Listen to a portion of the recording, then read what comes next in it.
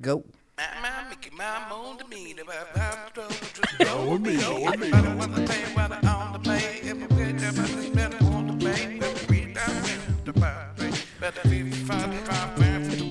love this.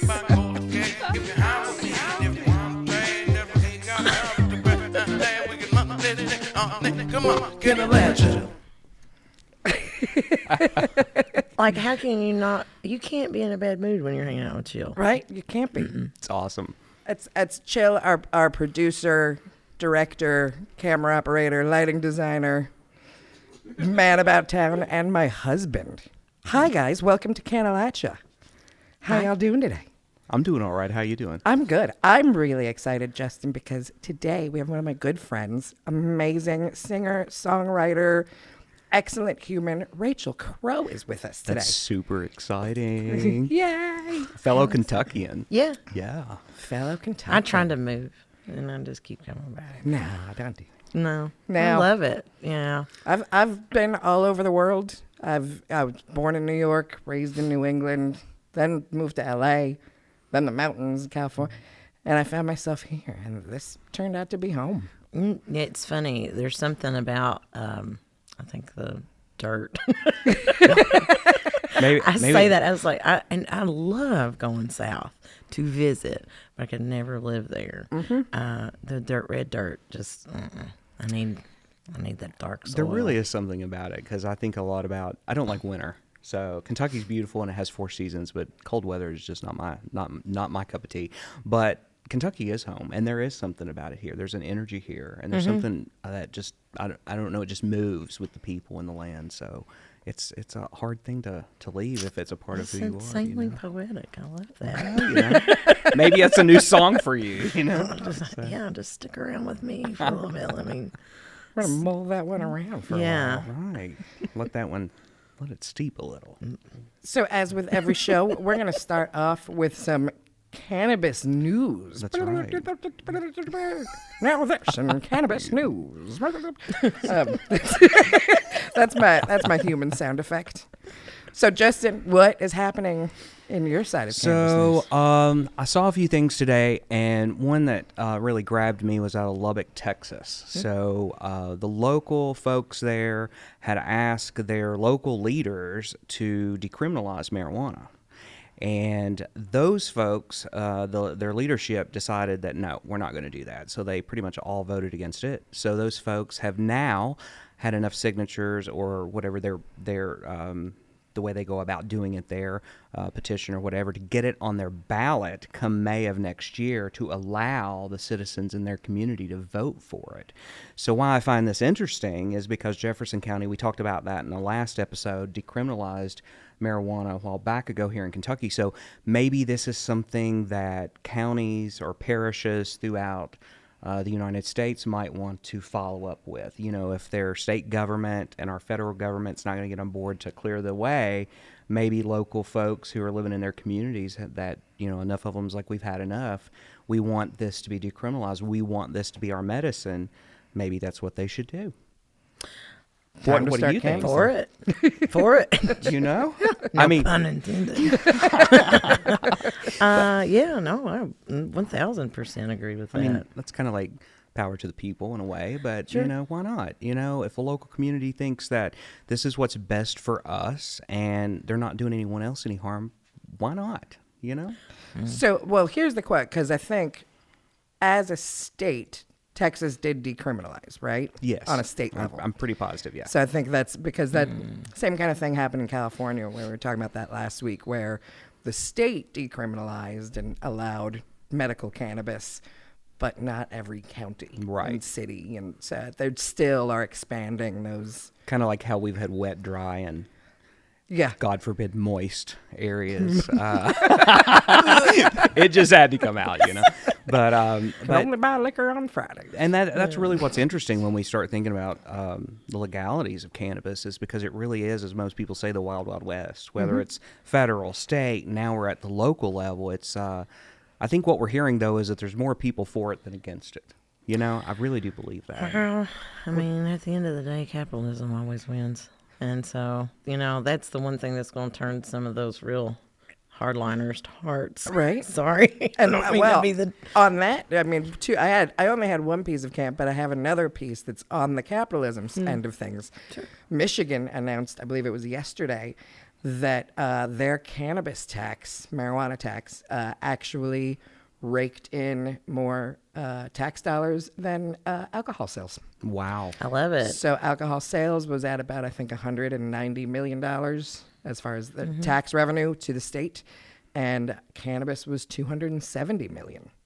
And, I think being here in the Commonwealth of Kentucky, we should probably point out, too, and I don't know, I haven't seen the statistics on that, but, some people are concerned that cannabis would affect our bourbon industry here, which is a part of our history, which as well as I do. I'm a bourbon girl. That it's not going to hurt Listen, that. no, the export of it is so crazy. Yeah, and it didn't actually hurt. So the alcohol sales stayed the same. Well, it's that's not what that it reduced alcohol Right. sales. It's just that marijuana sold that Over- much more. Well, I just wanted to kind of bring that up because, if someone is listening, if we don't, I'm glad that you pointed that out and clarified it because I figured that's what it was. But, I think that's great for Michigan. And we had talked in the last episode about how Missouri had took $17 million out of both their recreational and their medicinal program to help veterans. So, it paid for health care and legal aid and all of these things. And that's something I would love to see as one of the things that we would do here in the Commonwealth. If and when, and we will get there. Oh, yeah. Like, it's and the other coming. question I actually don't know is the taxation rate difference between Right. marijuana. Does marijuana Right. have a higher tax rate than alcohol? Because that would also put that in Michigan. I think Michigan actually has a higher tax rate than as a other sales states, tax too. yeah. And Yeah. I would think that it is more. I mean, if you start to think about like Illinois and places like that, marijuana taxes, and there can be multiple ones, so that it can add up really quickly. So I'm certain that probably is more than alcohol. Yeah. But Michigan, I think their tax rate compared to Kentucky as a sales tax is higher than us. Yeah. Don't quote me on that. Yeah. You might need to Google that one. That's a write-in. Like, Right. yeah, have your listeners write in to us. Yeah, and yeah. give us Let some us know. thing. Clarify Yeah. us. The phones don't exist, so write to us. Start giving our personal phone numbers. Not clarify us, but clarify it. Yeah, just For us. email Because we're not in. butter, but butter's a good thing, It can be. Hey, this podcast is a little bit about food too. So. I know. I A love little it. bit. We're going to talk about some And, food. and can of butter's good too. But and then my other huge piece, which I'm so excited and it makes me so happy, the state of Missouri has expunged the criminal records of over 100,000 adults who were sentenced for marijuana laws. I think it's amazing. I And, think you should put an applause right right? there. Thank you.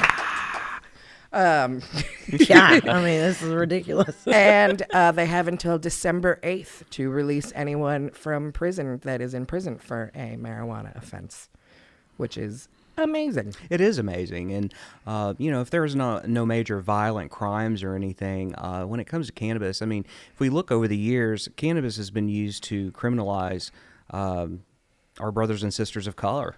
I mean, there's a whole lot of things that you can get into a deep conversation when it comes about that. How those regulations and stuff have been used to, what I would like to say, abuse the system in ways, Sure. And the fact that the majority of the people benefiting now financially from cannabis are us palm-colored folk. Yeah.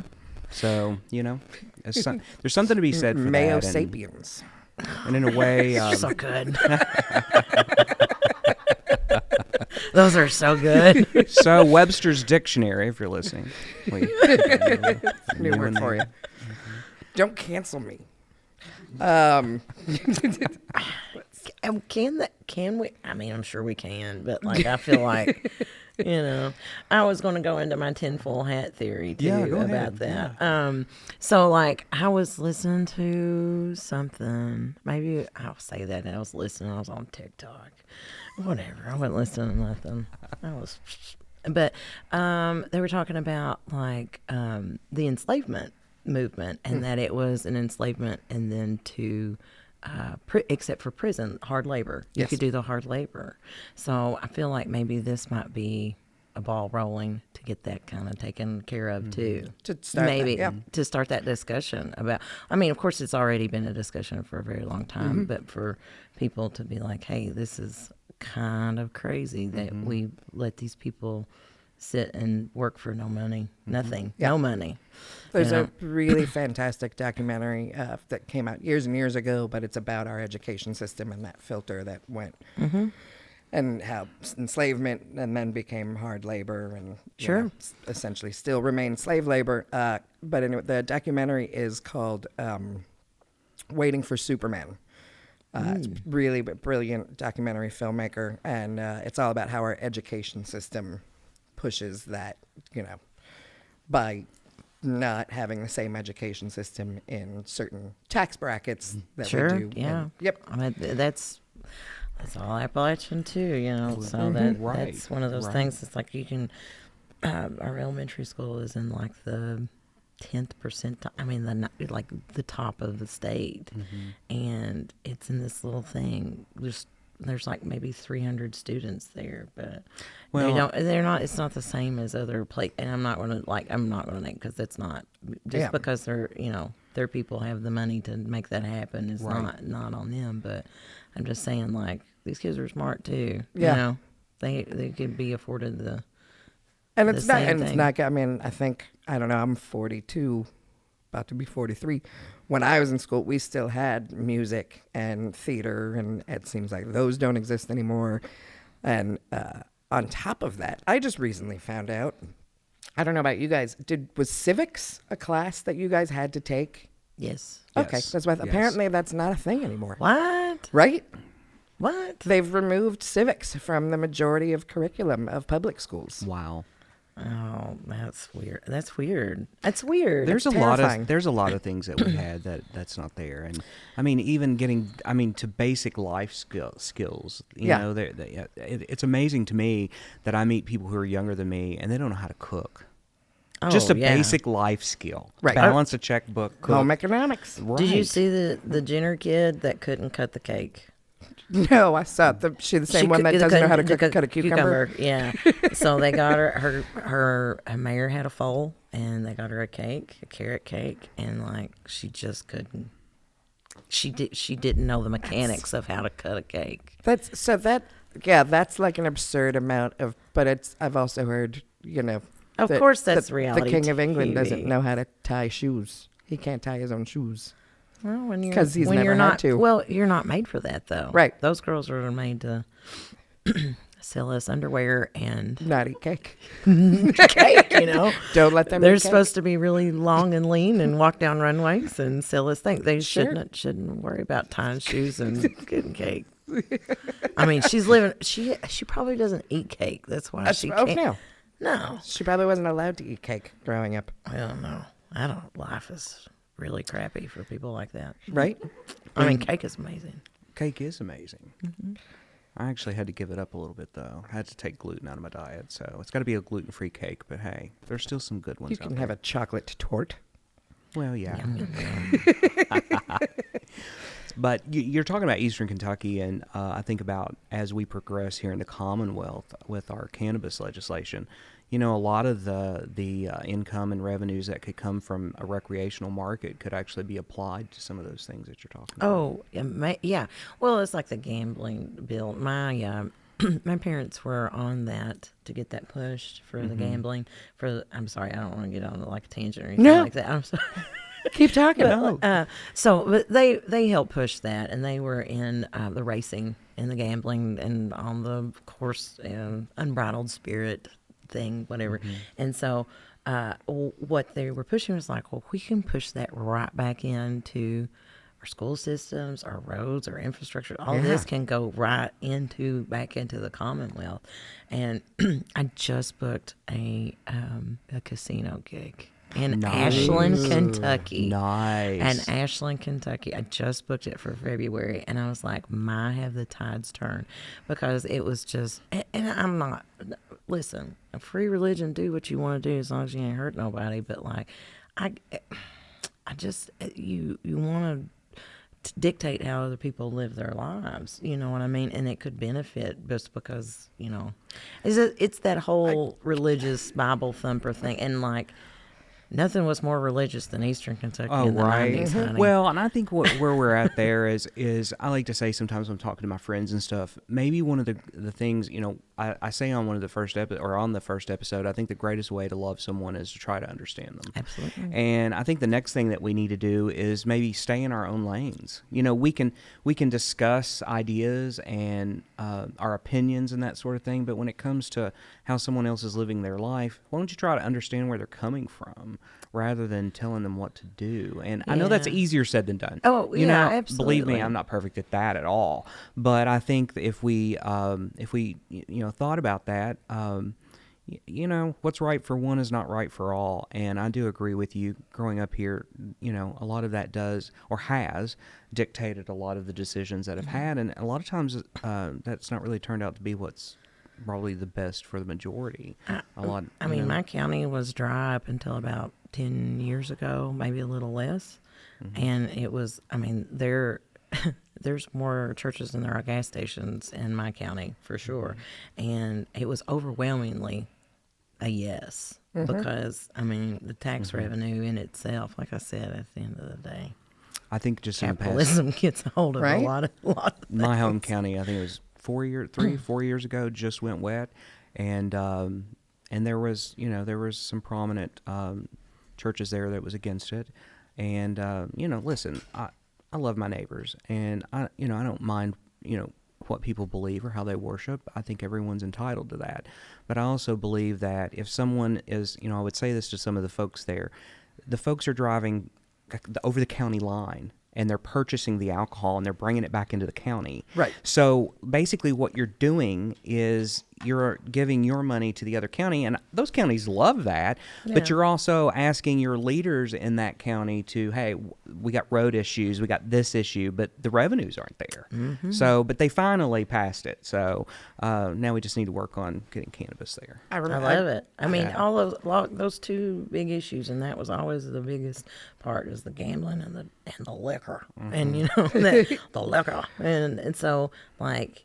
That was always going to be the big issues, and that was always the downfall, and that was, or whatever. But like you said, it's like we would sit there and complain about the gymnasiums not being up to par with those things that the kids couldn't afford, the computers. Back in the 90s, like, I was aging myself pretty bad, but like, we were just moving into computers, and they were so expensive, and it was all of these things, like we just couldn't afford them. And these other counties and other schools were surpassing us. I'm not saying that it all came from just the alcohol tax, but I'm sure it didn't hurt, And where alcohol and gambling is all fun and great, and my theme song, what is it, Cat Steve? Wanna be me, be me. Yeah. There's a million ways to be. I'm not a vocalist, guys. Sorry. Apologies to everyone listening. I've heard you sing. I've seen you sing on stage. I'm for it. But cannabis actually has benefits to society. Yes, absolutely. It's not just taking, your paycheck and poisoning your liver. That's There's right. some wonderful things that happen because... Or just handing your paycheck over to a casino cashier. Yeah, there's that. Yeah. And I've you heard... want to talk about that because you're the man with the plan. We have created a lot of products at Ancient Aromas to help people who live. They want to live their lives with a little less pain. We're all aging. We're all getting a little bit older, and the more we move around, who couldn't use a little bit of cannabis to make you feel better? Right. Speaking of it, you have a little gift for Rachel. I do. I know that Rachel loves some bath soaks from our company, so I'm going to give her a bag of mango and coconut to go home and soak in. So, my legs hurt so bad all the time because I refuse to wear sensible shoes. I was going to say, you got some fabulous shoes on. Yeah, I like heeled shoes, and like I soak in my bath. I was like, my legs are killing me, Justin. Let me hook me up. So we know that your next cannabis experience is going to be your bathtub. Maybe not. Yeah. What was your first cannabis experience like? So, do you remember? Sort of, maybe. It's gonna be this one's gonna be my first one. It's the one I can recall it being, Fair. and like I was like fresh out of high school. Like I was a late bloomer in everything, and I was fresh out of high school, and I had gone to school at LCC, and my best buddy lived 2 blocks from me. He was a little older than I was, but we would go to the tree house on Furnace Mountain. And like Furnace Mountain. like Furnace Mountain. Oh, that's There's a very peaceful place to Oh, be. yeah, absolutely. And Have you so- ever been? No. Oh, we got to take her. Oh yeah. Well, I mean, you come stay with me. That's Road what trip. we're. Yeah, Yeah. absolutely. Hell, I'll take you. Hell, I don't know if I can remember where the treehouse was gonna is. say, do we It's go to like the treehouse? it's a million years ago. I'll make some inquiries, but so this was so insane. So we had got a break from school and we came back, and we had gone our separate ways into like different parties of the county because we went to the Bootlegger at the time, and I know that feeling. yeah, and there was light beer, dark beer, and Tversky. That's and, about all you have. and 3 to 4 Kessler. I'm options. sorry. What was the third thing? Tversky. Tversky. That's a foreign film director. What's happening? That's a vodka. That's a vodka from where we come. That is that is Now I'm gut. saying. That is gut Gut rot. yeah. Vodka Oof. and Kessler. Yeah. Yeah, Oof. those are the 3 things you could get. And like, I went to school with the Bootlegger's son, so I was cool to buy it. Like, I mean, I'm not gonna name names, but if you're still alive, I love you, honey. I hope you're doing well. Anyway, so because he wasn't in good shape there for a while. Well. But anyway, so we went separate ways, and I had a cell phone. He didn't have a cell phone, and he called me from this party, and he was like, "Oh, this and this and this dude's going, and this girl's going. You need to be my wingman. He was like, want to hook up with a girl or something." I was like, "Yeah, dude, I'll be there in a minute." So I go and pick him up. We go up to the treehouse, right? And I had a crush on like one of his little friends, and I was trying to, like, we all were blah, blah, blah. And they were like, "Oh, let's go. I got weed." I was like, okay. I was like maybe 18, 19 years old. I was super fresh, right? And they're like, "Well, we can't smoke it here." I'm like, "Oh, we're all under 21 and drinking, or but like absolutely not. Don't On the smoke weed in the treehouse. Yeah, no, the treehouse." So we went back into the woods, and further into the woods to the second bonfire campsite. I feel like this was a setup and somehow. So we go back there, and so we're all sitting around, and it was like something out of Deliverance. It was insane. This dude walks out, not the way we came in from the roadside, but came up through the darkness of the woods, and he appears. And I'm like, "Oh no, this is weird." And like, we all think we're busted, right? And then we realize we went to school with this cat. And so like, we're sitting there and we don't know what to say to him because like, he dropped out of school. That was cool. Okay. At that point you had cigarette breaks. You could go and have cigarette breaks in school, and then you could drop yourself out at 16. Did you have that in California or any of the other places? Well, if you were at my private school, my first one in Massachusetts, if you were over 18, there was a place you could go. That was my freshman year. It burnt down because someone left a lit cigarette because it was basically Because just you an gave children cigarettes. old wood shed. And so that was no longer allowed my sophomore year. And the California school You definitely could get not. a note from your mother or father to smoke if you were 16. I remember having the smoke breaks at the high school. I mean, that was a thing in our Yeah, county. absolutely. Yeah. So like, this kid was like 16. He wrote himself out of school, was like, "Peace, see you later." We haven't seen him for whatever reason, whatever road he took in life, right? And that road came from up into the holler and into that little campsite. And so like, we were sitting there, and this is maybe funnier to me than I think to most people, but we were sitting there and he's like, do you all "Do you want to smoke weed?" And we've already started smoking. Like we had some like Mexican shake. It was just like stems and weed. There was like stems and seeds and stuff everywhere. But we thought we were, and it was like the postal service. It was 3 to 5 days before you could, and you had to know somebody to get it. Yeah. And so like it's 2000. It was like 2003, right? In Eastern Kentucky. In Eastern Kentucky, yeah, absolutely. The pipeline hadn't started coming up And some yet. of that stuff was coming out of closets after months, or maybe from truly from Mexico. But Now, I know what you're talking about. Listen, at one point, I didn't smoke it at that point. That's the thing. I couldn't decide what it was.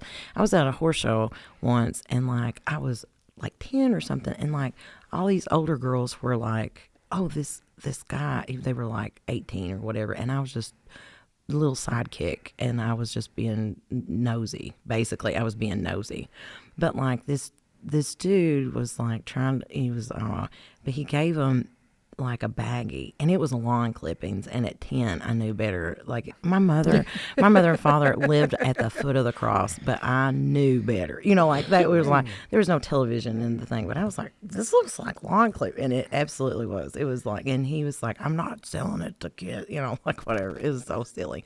Anyway, but like those girls were a lot older, and I was just being like the bratty little sister and older, but like absolutely didn't do that. But this definitely was the first time. So we were all smoking. I'm coughing my lungs out, right?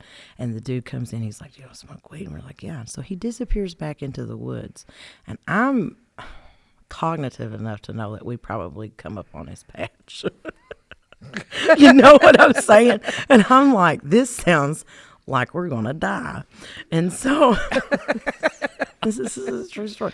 So he comes back and he sits down on the log, and we all roll up one, and we're all smoking. Of course, and of course, like it's totally illegal to do all this stuff, and we all are just like pacifying this dude.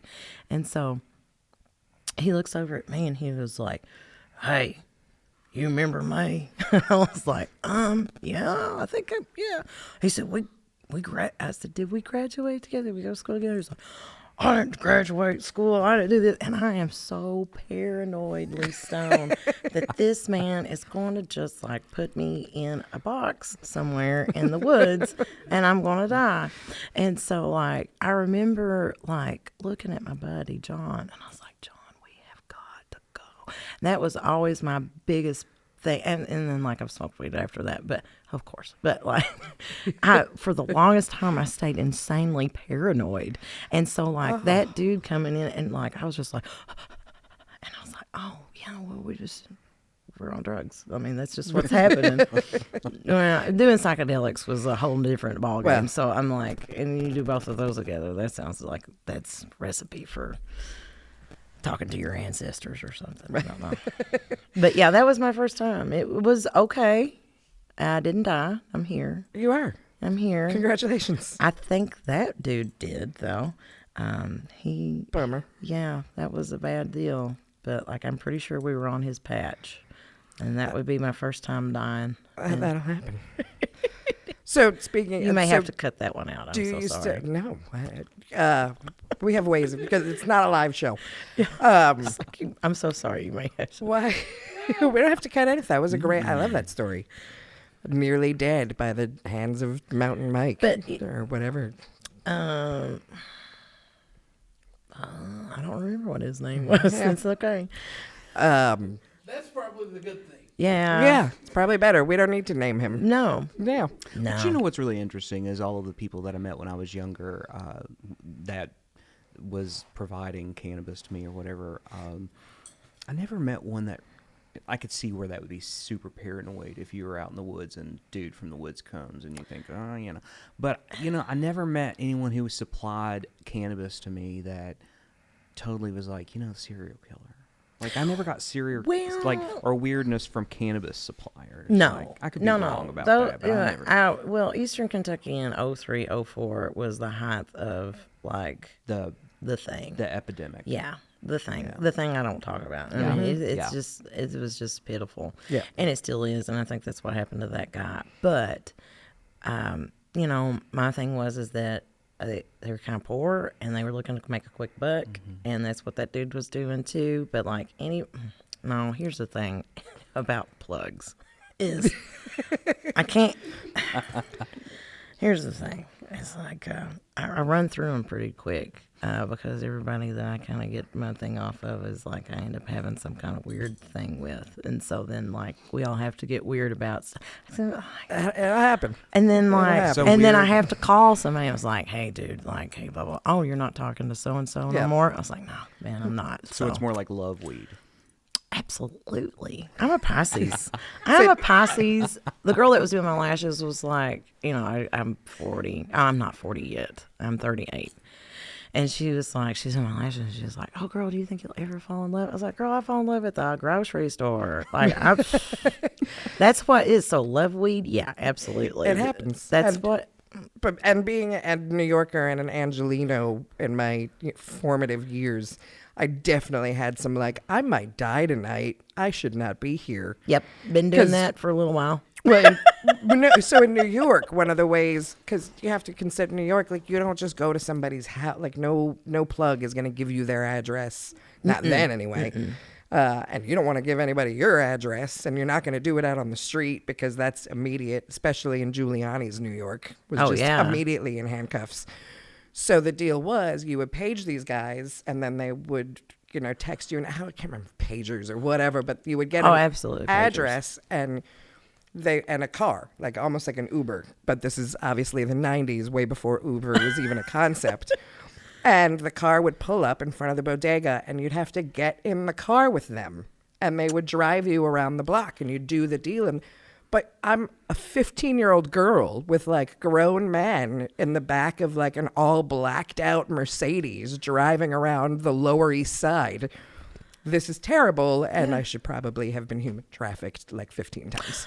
Dude, when I was living in Cincinnati, going to school, I went to school in Cincinnati Art Academy, and I had a friend, and like, I mean, I didn't do that plug. That was her boyfriend, but like, I mean, I'm just saying, like, as of recently, I've been like, I'm in search. Anyway, Well, eventually, as a girl, you Yeah. wise up and you go, I'm just going to make friends with the dudes that have the plugs. right. And then they can go get it. Yes, yeah. And I'll that's just- always my go-to, like, Yeah. contact. Right. Yeah, exactly. That's what's up.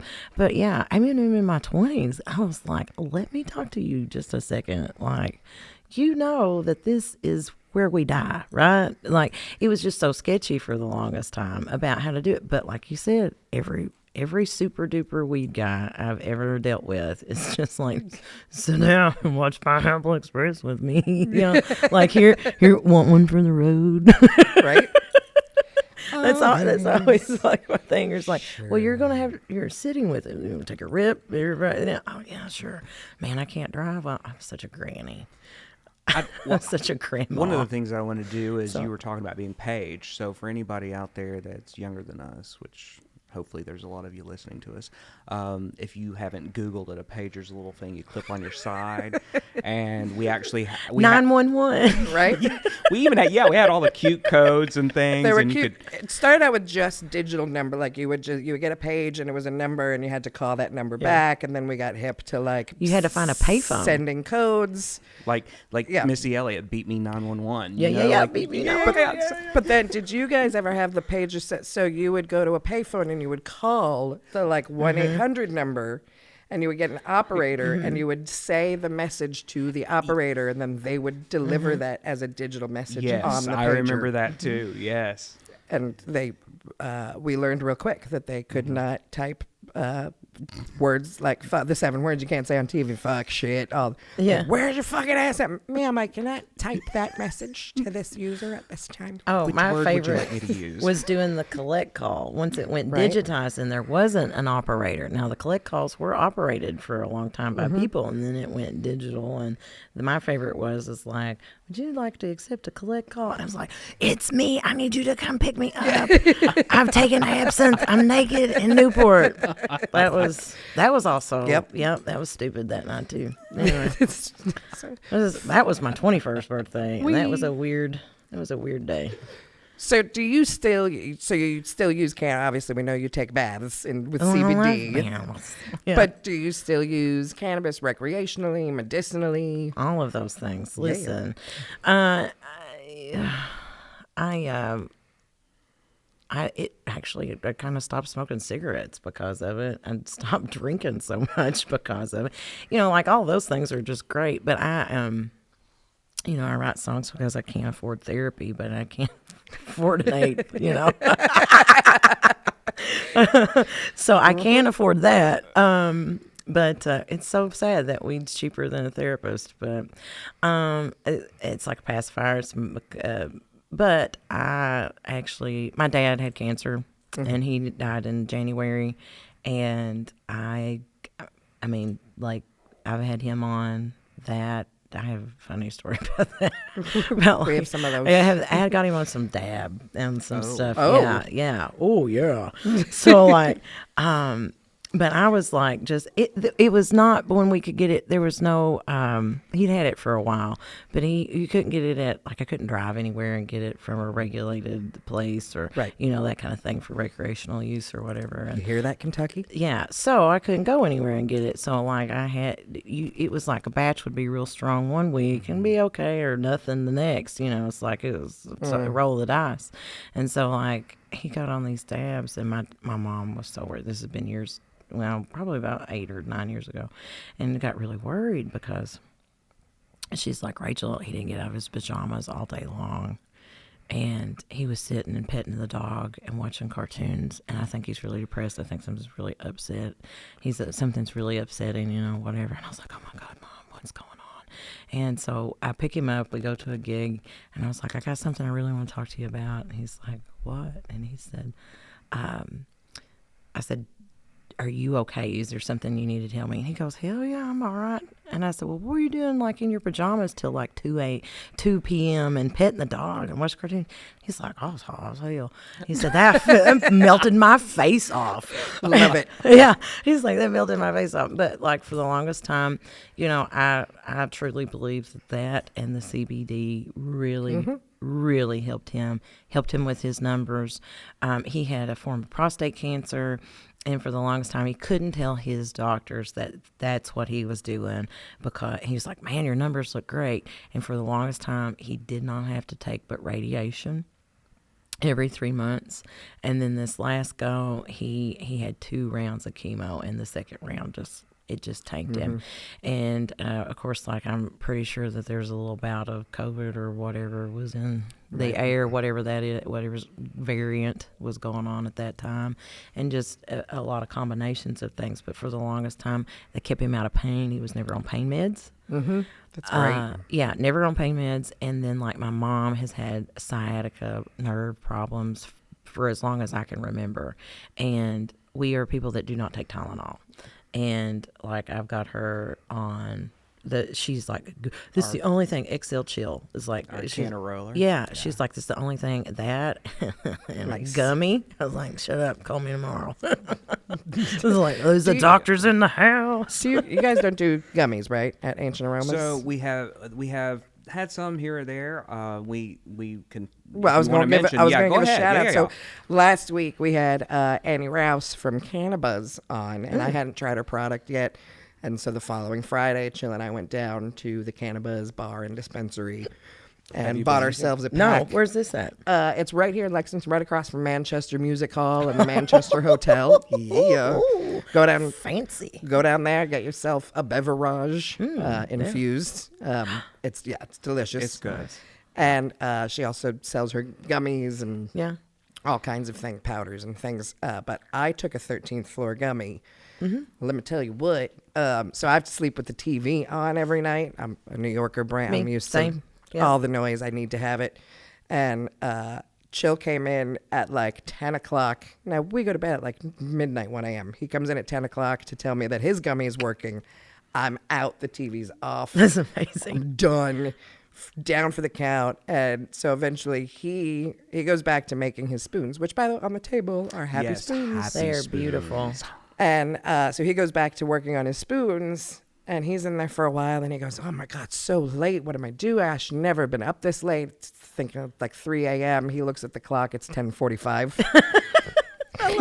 So he brings himself into bed, and he's all excited because for the first time in years, he can go to sleep with the TV off because he's not used to sound.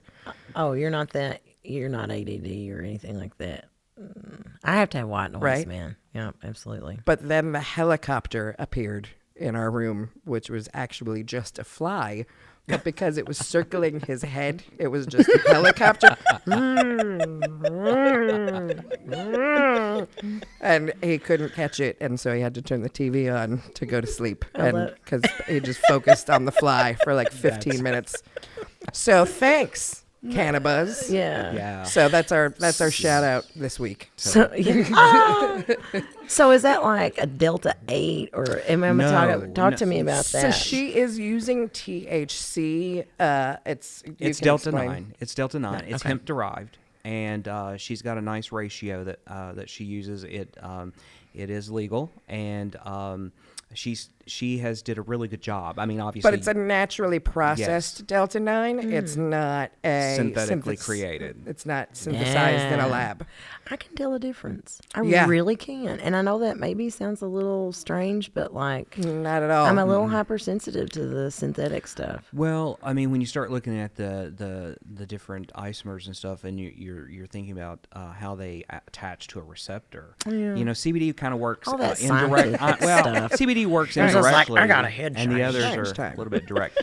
But yeah, you can tell a difference from. Well, some people can. Depending on what your sensitivity level is. I don't necessarily like synthetic drug, like if any kind of Right. like anesthesia, anything like that. Absolutely, there's a difference. Yeah. And it really messes with me a little bit. I get cry, like on all that stuff. I cry. But for me, Delta 9 has either given me an immediate headache Yeah. or not worked at all. Oh. Like there was one time where I bought Delta 9 from a local dispensary or whatever, and I went home, ate one, waited an hour, nothing, ate two, an hour, nothing. I ate a third, maybe a fourth one, until finally I was like, I'm a little speedy. Like I kind of wanted to like run around the house one good time, but I think that might have just been a sugar high from like All just the sugar, yeah. eating gummies. Yeah. Well, and all products are not created equally too when it comes to that, and you never know if something has been synthetically created. Yeah. So it's unlike. So what's your go-to now that first to do? Do you smoke? Are you more edible? Are you I'm a combo lady. fair?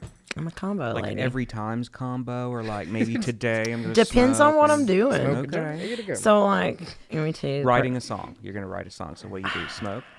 I smoke, yeah, for that definitely smoke, and then I will crossfade. I will have a little bourbon, and then I am a bourbon girl. That is my jam, and it's kind of one of those things. It's like if you get into that mindset and you're like, okay, right now I'll go get all my feelings out.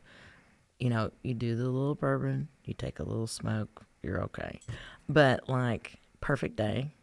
I've explained this Perfect Day to a couple of people, and it may not be the greatest, but it is my favorite. I like my combo go. It's an edible and a smoke, and I like King Palms, and I like the blunt wrappers. I've gotten so stupid before it was like it was so faux pas to say anything like that. I went through the drive-thru and I was like, I want the maroon blunt wrappers, please. And my friend was like, no, we're going to jail. And I was like, no, it's okay. This dude's supposed to. It's fine. It's fine. Everything's fine. But Perfect Day is you take your little Eddie, and then you go to your little massage ladies. I have my girls over here on Waller. We don't talk about whatever talk about. It doesn't matter. I go there. I love her. I'm going to take her to Disney World. I swear to God, one of these days I'm going to take her to Disney World. And she's over here on Waller. I go and I call her. I was like, I need an hour. And then I go and I smoke real heavy before I go in. I go get that massage. I go home. I take a soak bath. And then, like, I eat a lot of carbs, and that's my favorite day. Do you also infuse your carbs, or are they just? I'm not that cool yet. Oh, okay. I mean, I'm just a baby girl. I'm just That's a baby fair. girl doing this. I like, about 20 milligram gummy. And then, and then like I'll hit the pen like every now and then, like just to maintain. But I'll tell you what happens with that. You smoke, and then if you take that gummy, and by the time it's about 15 minutes in, 30 minutes in of an hour massage, you lost your mind. It's the best. It's the best thing on this world. So now what you got? Do you bring? Oh, you don't. She doesn't have any. Well, and you got to bring some of the CBD massage oil stuff to So- your gal, and now you've also got it topical where the pain is pain. Yeah. And that's really, I was in massage school when we were creating a company, and I was using the formulas on myself because I was doing clinicals and in school love and it. working.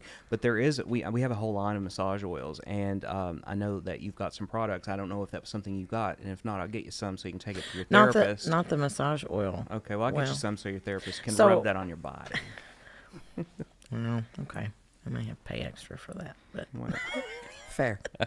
So I want to talk a little bit about Rachel's music. Yeah, absolutely. And how did that begin? Where did your journey into being a singer-songwriter, where did it begin? well, so when I was real young, I told my dad I wanted to be a singer, and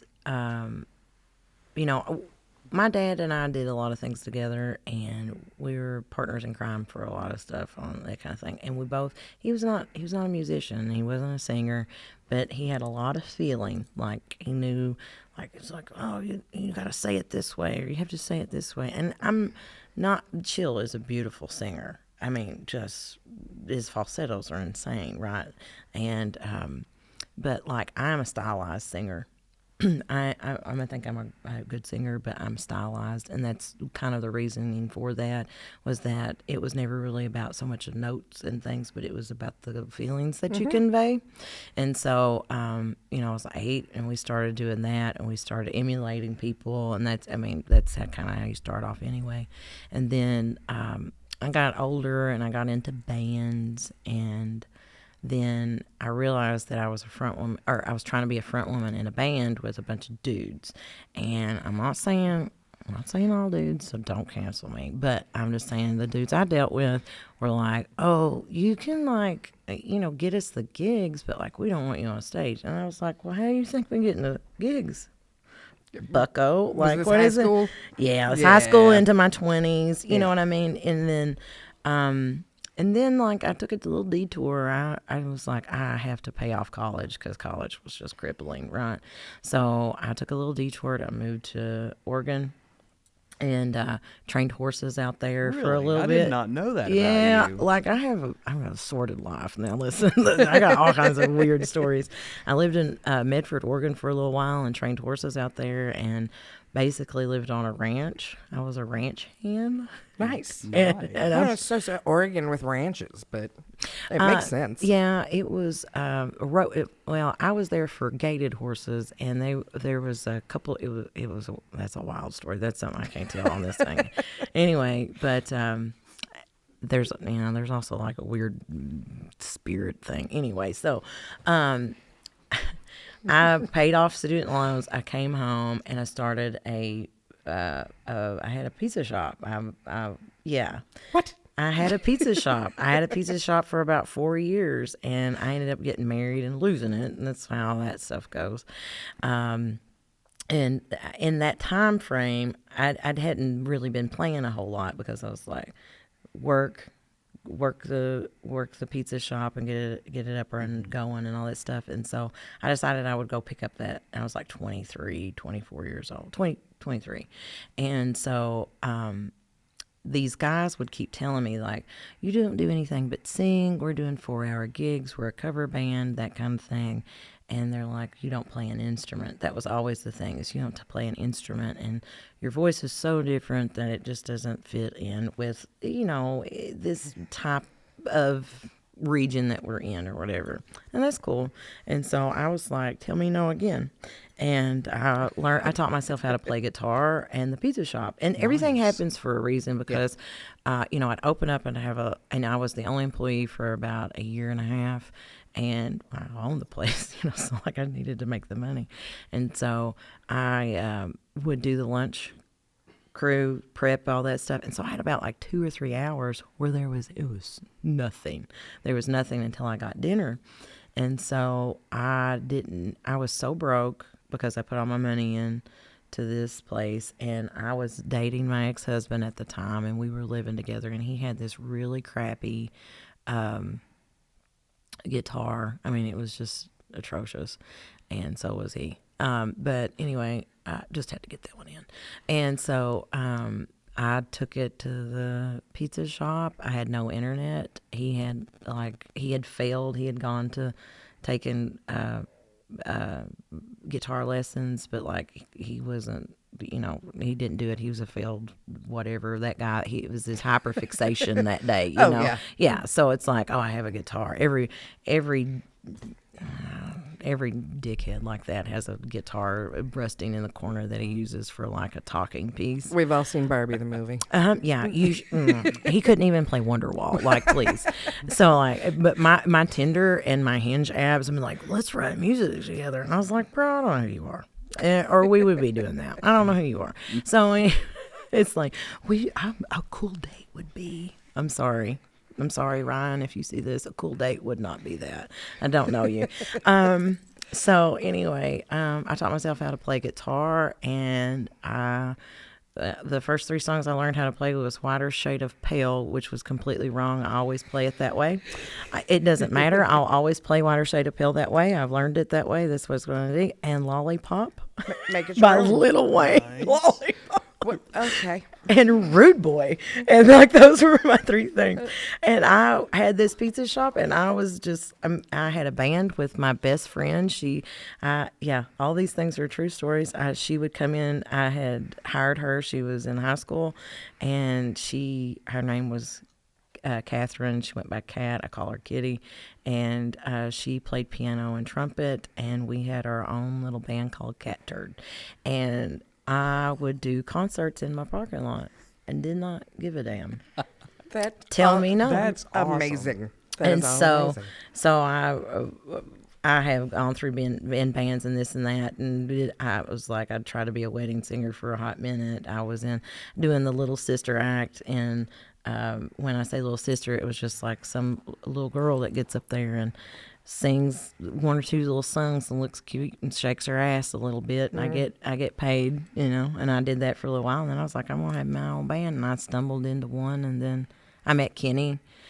Kenny got my dad hooked up on the he's my harmonica player, and got my dad hooked with the CBD, and he was like shipping it in from California, and we were doing this and that kind of thing. And I got this girl that can make the cookies and the darker, whatever. And he took care of Dad for a lot of years, and sometimes you find people that you just know that you're made out of the same stardust. That's what I say. You're made out of the same stardust. It's like an instant connection, and Kenny was like that, and so was John. And I found my home with them. And John and I just got back from Nashville last weekend, or a week. It was on a Tuesday. We did a radio show there. I watched that last night. Oh, did you? Yeah, I did. Listen, that girl got ripped, and I was like, girl, share. Give it over. Yeah, like, hey, listen, we're all friends. Like, we're on your show. Right. Yeah, but like, she was, and I was like, oh, it's probably better On your Stardust thing, I was going to say, have you all noticed recently, like, meeting people that you feel like you've known forever? Like, it's just speeding up. Like, I know that's random to ask, but, like, I just feel like I'm meeting more and more people. And, like, people that are coming into my life and staying there for a while, it's like we've known each other for, like, lifetimes. I don't know. I think it's speedier because people are more, and I don't know whether it was like the shutdown and COVID and all that stuff, but I mean, I do that. I mean, I marry people. I do over 200 weddings a year, and there's some people that I know absolutely click with each other, and some I call DOAs. They're dead on arrival. Like, I mean, I get them all shapes and forms, but I feel like people are just like, fuck it, we're doing it. I'm showing you who I am. You don't like it? Go. I'm the weirdo that I've always kind of been that way my whole life. I'm like, I trust you're my friend until you give me a reason not to be. Absolutely. Like, that's just how I'm like, everybody's my friend. Yay. Except for you. Fuck you. You know. Oh, yeah. Once you do it, you're done. Yeah. Once you cross it, that door is shut and it will never open again. Yeah. And Absolutely. that's, I get you know, but, so I'm looking over our question because, like, I think in that one answer you just answered like 8 questions, which is amazing, and I love that. Oh, that it naturally did those things? Yeah, you naturally answered like 8 other questions. I absolutely did not study for this test. I do- I promise. I looked over and I was like, yeah, I'll answer all you, those. you didn't even get the questions. So, oh yeah. So you because one of my questions was what artist that inspires you would surprise us, and I would say Lollipop by Lil Wayne is definitely a surprise inspiration. Knowing now, your music. Now listen, I got a soft spot for it. I swear love I it. do. Kevin Gates could get it. Like whatever. I saw an interview with him the other day, and he's like, if she listens to Kevin Gates, she fucks. I was like, she does. She She absolutely does. He is a witch. I swear he is. He has got like some kind of chokehold on the masses, and I'm here for it. I'm be like, let's do it. I dig Whatever it. you want to do. But yeah, I do. I love hip hop. I love rap. So, and my brother's a rapper. That sounds so strange. That's amazing. Yeah, and like we wrote a song together. So he's like an Appalachian rapper, So it's like a jelly roll type thing. Hey, look, I get it. my dad had one rap song on one of his albums. Oh, I love that. And you're not. He didn't actually do the rap, the lyricals on that. It was Lil Jon came on and he did a duet with Lil Jon that is the most unhinged fucking thing you've ever heard in your life, but it's brilliant, and we love that for him. But my other big question: so if you could open for any art, if you could be the opening act for any artist, living, dead, retired, who would it be? Oh man. If I could open, and I'm thinking I just want to kind of meet them and put myself on a trajectory. I say this is so sad. This might be why I'll sleep with my plugs too. But I'm like, JJ Gray. I mean, like, I'm gonna go see him at the Shed. Holler. I know you're happily married, but like, if you ever see it, you'll never see this. Like, I'm respectful. I'm not that person. Like, whatever. But yeah, JJ Gray. Like, I've got like the biggest girl crush on him. Oh, Or boy crush. And then like he's an amazing artist. And like I feel like, and then I'm be self-serving. I feel like it would be it would fit. Like my music would fit. And then I would just have like, new little audience and stuff. So there you go. I think did. that's what And I then do. would it turn into like a June and Johnny in your dream? I would hate that. I mean, like I'm a Pisces and I'm delusional, straight up Delulu. I mean, all day, every day. Yeah, like no, I would hate that. That sounds terrible. Right. I mean, yeah, absolutely. If I want to get it, I want to get it honest. Like I want it to be like a thing, and I don't want to break up a happy home. Oh, I didn't mean it like that. Like I meant, like if, you like- opened for him and now you're a couple and now you're touring the world together doing duets. Maybe if like if his wife was like, I hate you, or like I had to pick up the pieces. Oh, let's just write us a novella right now, like 2 hours until of a novella right now. And it's like, oh, maybe something like that. Yeah, but sure. So maybe a spin-off podcast called like Musical Dating Game or something. I think that's where it might be headed. Yeah. So that was the girl that did my lashes. She's like 23, 24 years old, and she takes a long time. So there's a lot of stuff to talk about. And she's like, "Girl, I just need to like know your life." And I was like, It is a tragedy. It is a comedic tragedy. It's one of those things. Yeah, but you're a fun hot mess, like filled with glitter and pizza and rock and roll and Yeah, I do. I love it. and marijuana. Yes, I wouldn't trade. My mom would say things, like, you get in your little depression nest every once in a while. And then you have that whole imposter syndrome a little bit. And I'm like, yeah. I'm not even big enough to have imposter syndrome, but I'm like, oh, I absolutely do sometimes. And so I'm like, my mom would be like, who do you want to trade places with? And I was like, I can't think of anybody I'd want to trade places with. I love my life. I've curated my life exactly the way that I want it. I've taken detours that I Right. shouldn't have taken, but, Now, I had a great, my favorite acting coach back in Los Angeles, Robert Diavanzo, used to say to all of us, if everyone in this room took all of their baggage, their emotional, personal baggage, and it literally was in a suitcase, and we all threw it into the middle of the room, 100% of the time, you're going to walk away with your own baggage. Oh, You're yeah. not going to decide to go ahead Yeah. and take someone else's shit. You're going to get like, no, I know how to deal with this shit, and I'm going to take my own shit, and I'm going to go deal with it. Those are wise words. Oh, Right? I love it. Yeah. He wouldn't exactly say it like I just did. But you can dumb it down for the masses. It's all right. yeah. Do that.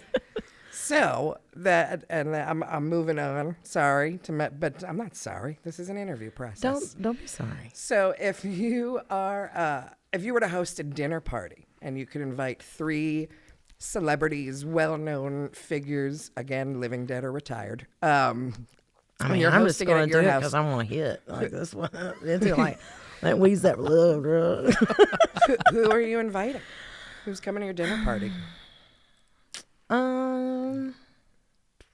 I want to say something like profound or something like that, but I'm not really that deep. I don't.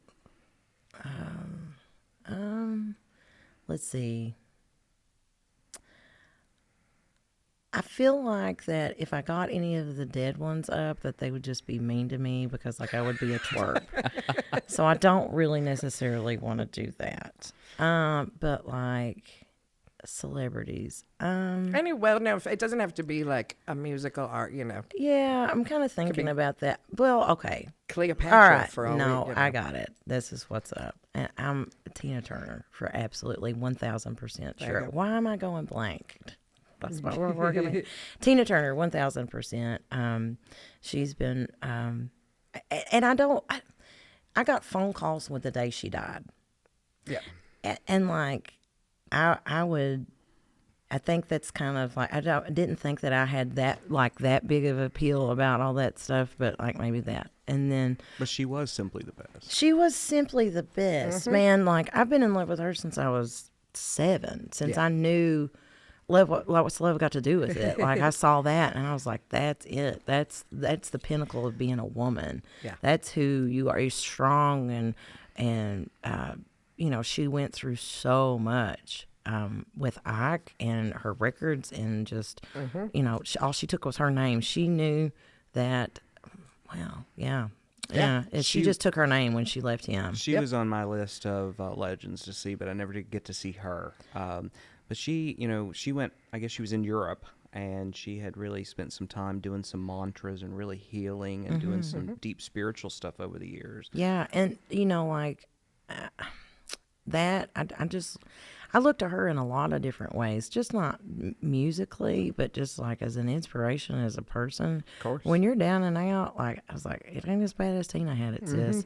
I mean, so pick it up, get it going. Like, you're going to sit here and feel sorry for yourself it's that whole thing about there's kids starving and you didn't eat your place kind of thing. But like, you got to really know your position and watch somebody pick themselves up from their bootstraps and with such grace. Yeah. Like, she had all the ammunition in the world to bury that man, to bury the people that didn't help her. And she was like, watch me walk. I was like, that's so hot. I love it. And rebuilt her career. I mean, absolutely. She'd start just was completely over from scratch, playing in the same dingy nightclubs. So she was like in her 50s Yeah. when she was in her acting career in the 80s. What? That's crazy. To me, that's crazy. It's amazing. At 60, she had a legs deal. Like, she had her, with like I'm so sorry.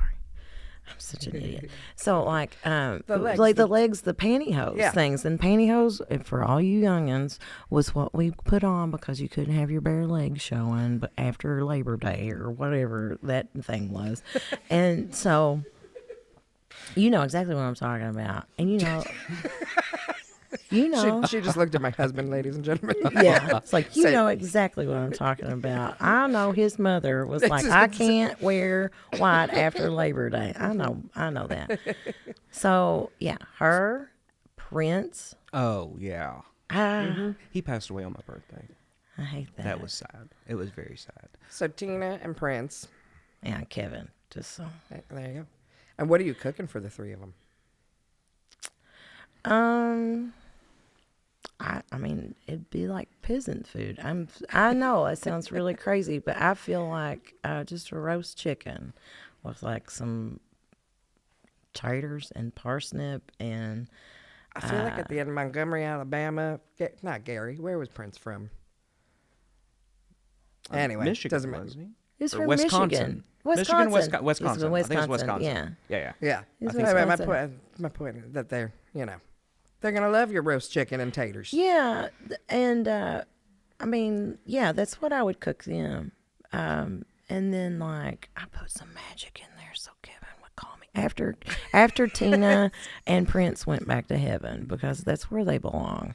After they went back to heaven, like I'll be like, She gonna be sliding over some special butter. special butter. Put that special butter in the mashed potatoes. Yeah.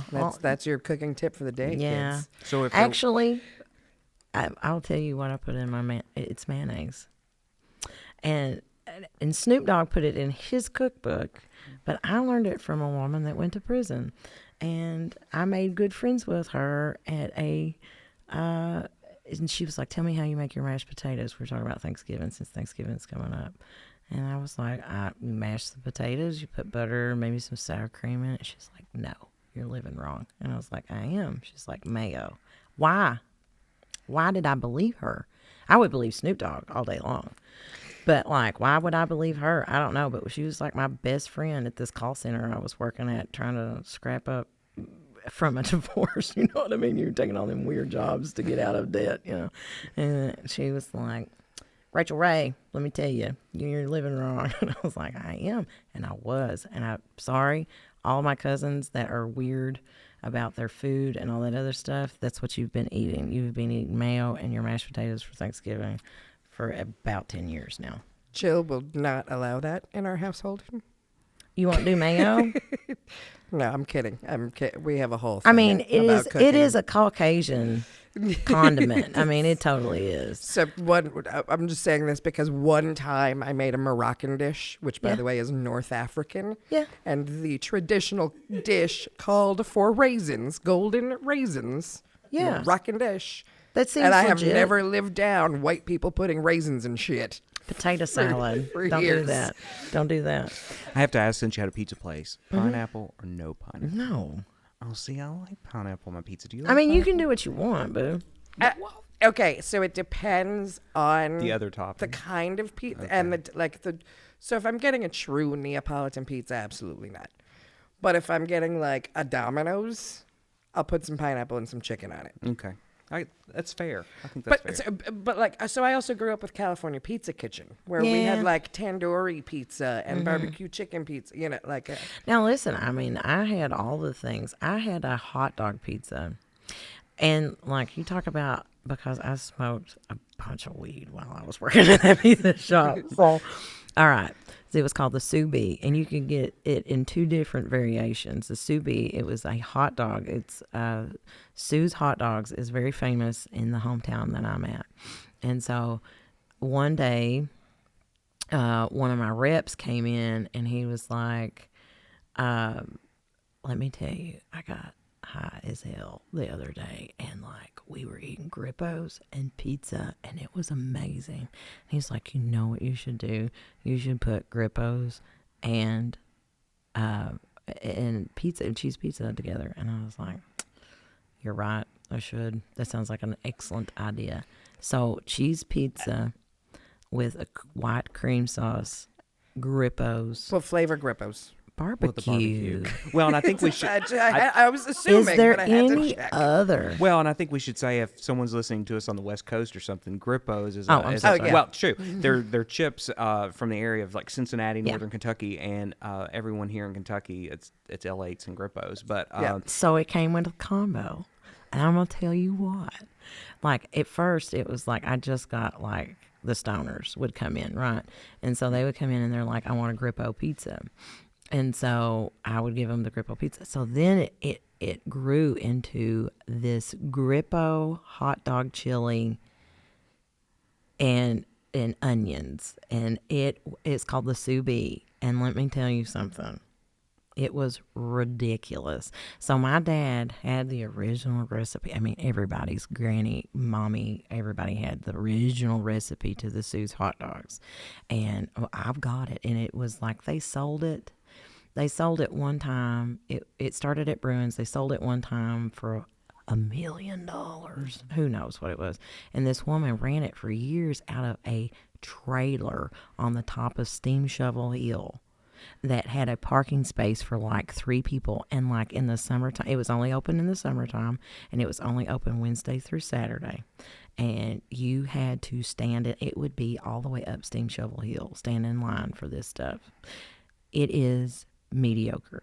If you're not from there, I'm so sorry. Like it's like the Dark Knight effect. Like the Dark Knight was supposed to be so incredibly great, and then you go see it, and you're like, meh. It's fine. It's fine. Yeah, whatever. It's like, oh, the new Fellini film's out, and you go see it, and it's like, you're so full of yourself. And it isn't.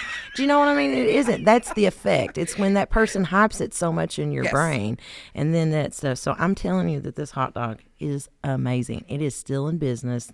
They finally got control. It got weird there for a little bit, and people sold it back and forth.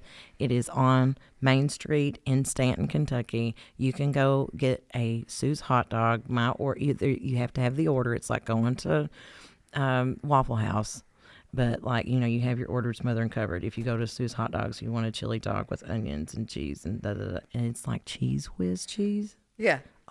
It's so freaking In good. a way, you're kind of, so there's a place in LA called Pink's that everybody is obsessed with, and I think it's fine. Yeah. As I say, but you go and you can go and stand online for like 2 hours for these hot dogs. And they're just they're foot-long hot dogs. They're fine.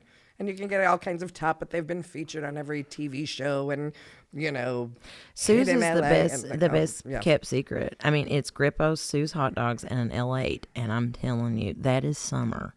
That is summer. But now it's open all year round, but that is summertime. It's interesting you say that. You're talking about, that was in LA, right? Yeah. And you're talking about over in Stanton, and I grew up closer to a place called Owensville, and I consider Bath and Montgomery County home. But we had Berryman's in Mount Sterling, which was famous for their chili. Yeah, Are you familiar? I've had Berryman's. And then Irma's was famous for their burger, and it was a very good burger. It was. It still is. And Irma, who the namesake, she actually passed away this year, but her grandchildren have and her families kind of took over, and they actually won, I think, the championship at our state fair this year. So yeah, so I just want to do a little shout out there to some local folk back home. But it's great to hear the stories from Stanton as well as LA. But because we got to throw a little food in because you get the munchies every once in a while. So Rachel, last question, and then we're gonna listen to your. This is actually going to be a world premiere, guy. We're going to have a Rachel Crowe world premiere as of today. It's exciting. November 14th, 2023. But before we do that, I want to end this interview with, what is one piece, your favorite piece of advice that you've ever received? It was hard to hear it, and I tell it a lot, and it's hard for other people to hear it. I went to see my cousin who played lead guitar for Brooks and Dunn for 20 years, Reba McEntire, and now he's on the road with Miranda Lambert. And went in his basement, and I was that dumb little girl. I mean, I wasn't little, but, I was old, but little in music terms. And that played my guitar, and I sang for him. And he goes, "You sound great. You're doing great. You're doing good." And I said, "Okay, I'm ready. Let me go to Nashville. I'm ready." He goes, "You need more time. You need more stage time. You need your legs. It's every open mic you can get a hold of, every writer session you can get a hold of. If you're hanging out with people, make sure you're putting yourself with the right people. But when I say right people, that they're just there to work. It's not a party. If you want to do it, I mean, it is a party. But you can have fun. Yeah, but you gotta enjoy yourself. He's in the yeah. Chill has a lot of big feelings about that. Yeah, I mean, like you're there to work. You can have a lot of fun. Like I treat my music like a job. And I was talking to my friend the other day, and I was like, it was a hobby that made me money, and I said, but I treat it like a job. And when I talk to promoters and things like that, when they're like, "Hey, well, look, we have 5 bands and we do this and this and that. And I was like, here's the thing. I guarantee those boys, every time they walk out of the door, how much money they're going to get. And I said, they love doing this for me. I love doing this for them. But this is a job for them. And I treat it like a job. I treat writing like a job. I treat finding music like a job. It is a job if you're going to do it this way. If you want to just piddle, just piddle. I mean, but like, just be serious about it and put your time in and don't worry about the money. The money will come. Yep. The money will come. I mean, I had a guy tell me one time, he was like, oh, you're so great, but you're so different. I don't think you're going to make it. And I said, well, what does that mean? What's your definition of making it? So put your goals out to be real clear about what you want. Do you just want to play around in a couple bars and the thing? Then do that. You want to do this, but like I was like, I want a hobby that makes me money, that makes me happy, that makes me do this stuff, and like I can get all my emotions and my creativity out into this. I love it. I've been doing this for a very long time, and as far as me making it, honey, I pay my water bill and my electric bill with this. So what's your definition of making it? Right. I got merchandise. I'm on Spotify. I mean, you want me to win a Grammy? I don't care about winning a Grammy, but like, would it be cool? Yep. But I made a goal for myself 10 years ago, and I'm where I'm supposed to be. I love that for you. Yeah. That's awesome. And with all that, ladies and gentlemen, please open your ears for Say My Name by Rachel Crowe.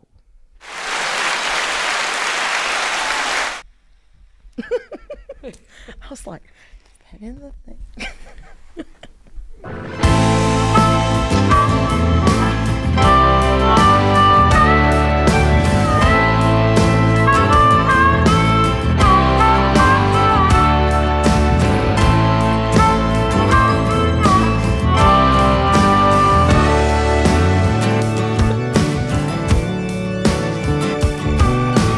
Baby, I got a confession. Something I've got to say. It's coming down on my knees like a sinner. I'm begging for a little grace. 'Cause baby, I love to hear it. I think about it night and day. Oh, I love the way you're saying it. Love the way you're saying my name. Now baby, say my name. Love it when you're saying my name, say my name. Oh, baby, could you say my name, say my name? Oh, I love it when you're saying my name. Oh, baby, say my name.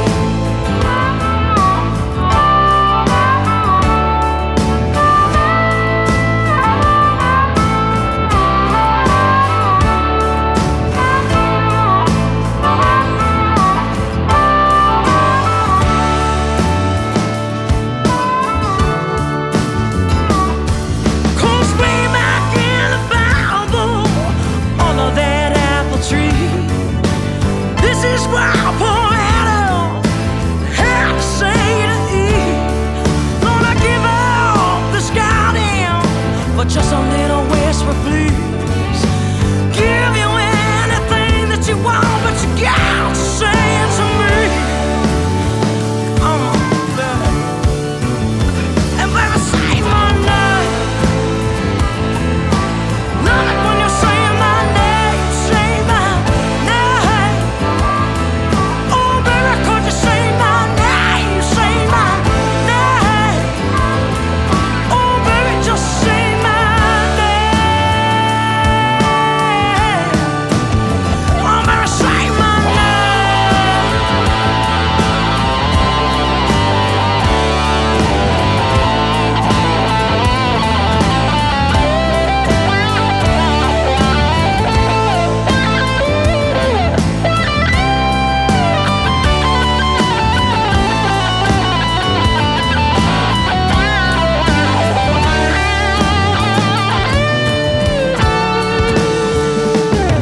Cause some girls love diamonds, another one's one purse.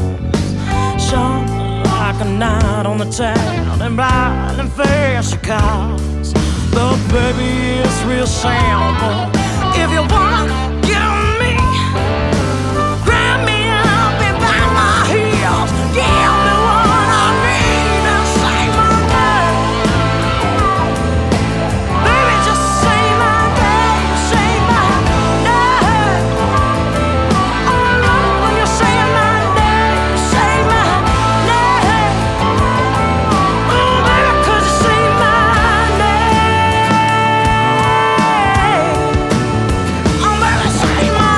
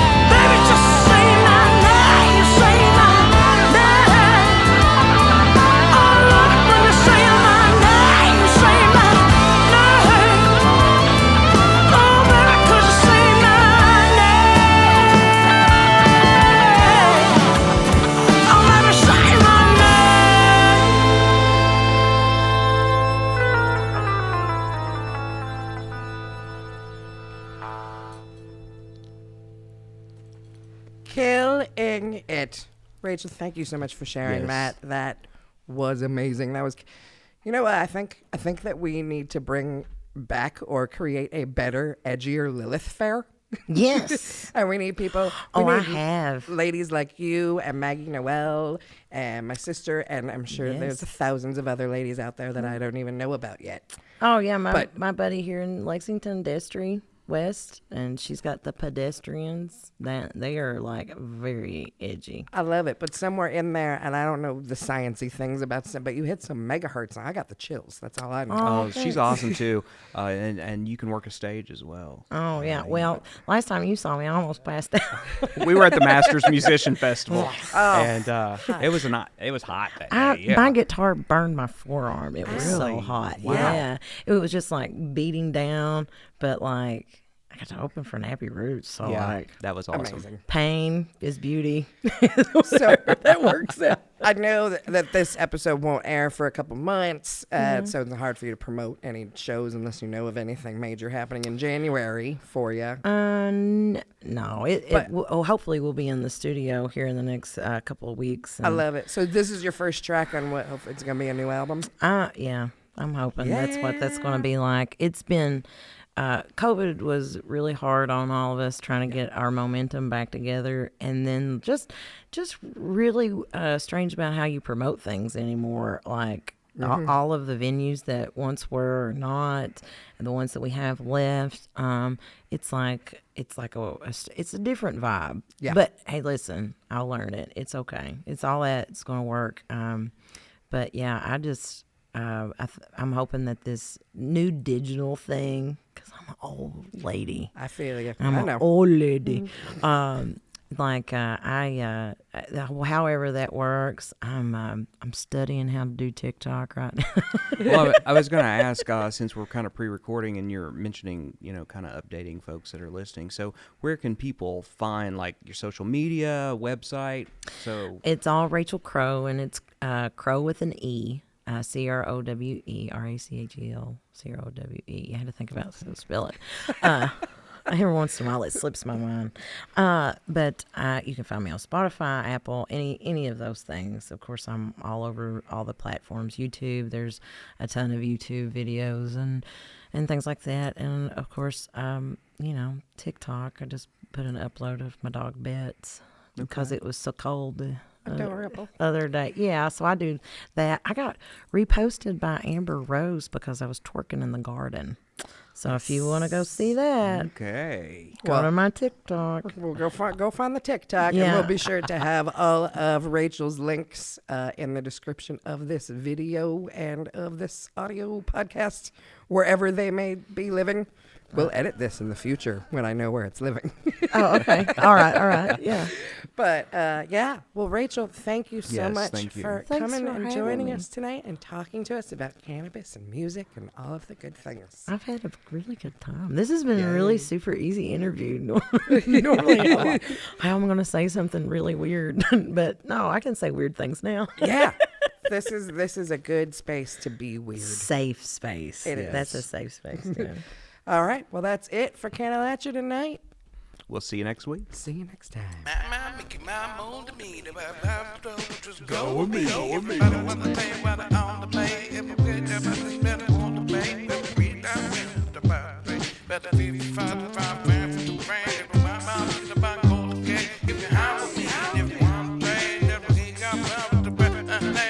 Come on, Cannalachia.